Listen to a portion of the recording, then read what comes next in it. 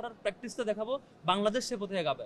আমরা যদি ভালোভাবে দেখাতে পারি যে গণতান্ত্রিক প্র্যাকটিসটা ঠিকভাবে করা যায়, আমরা যদি দেখাতে পারি যে কোনো অপশক্তি অপতৎপরতাকে রোধ করা যায়, আমরা যদি দেখাতে পারি আমাদের স্বাধীন মতামত ব্যক্ত করে পছন্দের প্রার্থীকে জিতিয়ে নিয়ে আসা যায়, আমরা যদি দেখাতে পারি আমাদের যে প্ল্যানে থাকুক না কেন, যে চক্রে যে প্ল্যানে থাকুক না কেন, আমরা শিক্ষার্থীরা যার যার জায়গা থেকে যার যার অধিকার থেকে প্র্যাকটিস করবে, অন্য কেউ এখানে বাজে প্র্যাকটিস করতে পারবে না, সেটুকু দেখাতে পারলে তবেই বাংলাদেশ সে পথে আগাবে। আগামী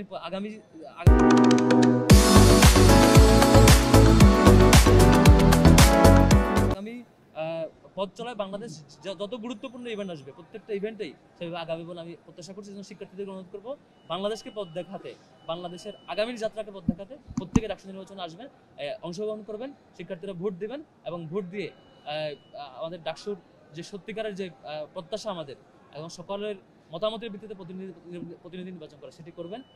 ফলে আমরা যদি সবাই মিলে অংশগ্রহণ করি, সবাই মিলে আসি, যারা অন্যায় করতে চায়, যারা অপতৎপরতা চালাতে চায়, যারা প্রশাসনকে ব্যবহার করে, তাদের দলীয় লোকজনকে ব্যবহার করে অন্য প্র্যাকটিস করতে চায়, তারা নিশ্চয়ই ব্যর্থ হবে।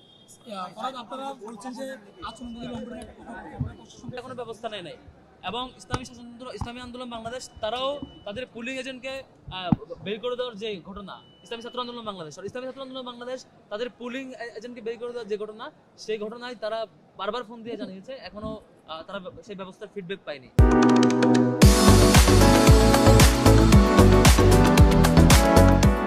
তারা একটু আগেও জানিয়েছে তারা এখনো ফিডব্যাক পায়নি এবং তাদের পুলিং এজেন্ট এখনো সেখানে ঢুকতে পারেনি এবং তারা সেখানে ঢুকে দেখেছে যে সংখ্যক সব দল মিলে বা অন্যান্য প্রার্থীর পুলিং এজেন্ট মিলে যে সংখ্যক থাকার কথা, সেই সংখ্যক ছাত্র দলের একারই পুলিং এজেন্ট ওখানে দাঁড়ানো, অথচ তাদেরকে আগে কার্ড দেওয়া হয় নাই বা আগে সেই সংখ্যক যে পরিমাণ যেভাবে নিয়মতান্ত্রিকভাবে দেওয়ার কথা সেভাবে দেওয়া হয়নি। তাহলে কি করে তারা ঢুকলো এবং তাদের কনসার্নটা, ইসলামী ছাত্র আন্দোলন বাংলাদেশের কনসার্নটা কেন নেওয়া হলো না এখন পর্যন্ত, সেটা একটা শঙ্কার জায়গা।